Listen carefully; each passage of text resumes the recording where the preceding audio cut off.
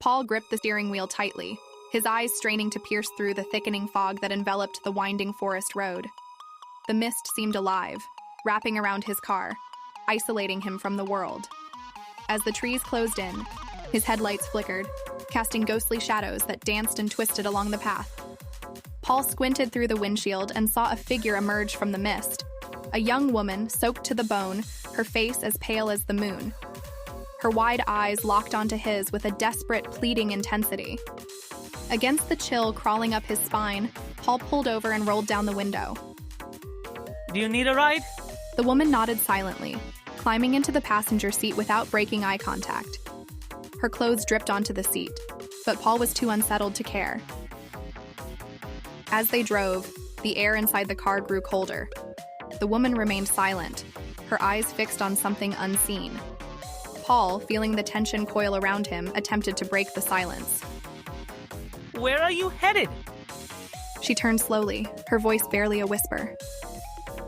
I need to go home. I have to find my family. We were separated. A shiver ran down Paul's spine, but he nodded, focusing on the road ahead. After several minutes of silence, the woman murmured, almost to herself. I was lost here once. A long time ago.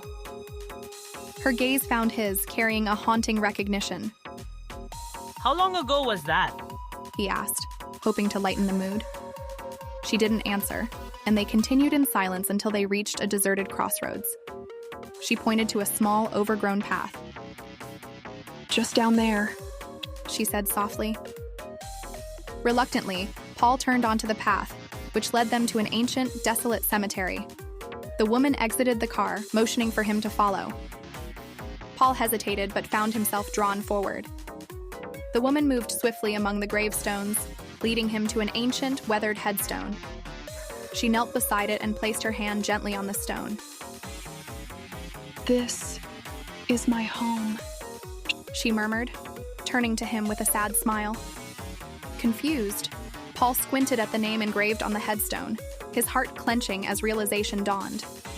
It bore his last name, and beneath it, the carved dates matched his birth and death. Paul stumbled backward, the truth hitting him like a tidal wave.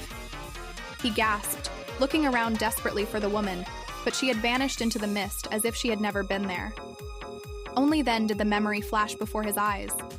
The accident he never survived. The mist swirled around him, leaving him alone in the chilling silence of the graveyard, a soul lost among the shadows.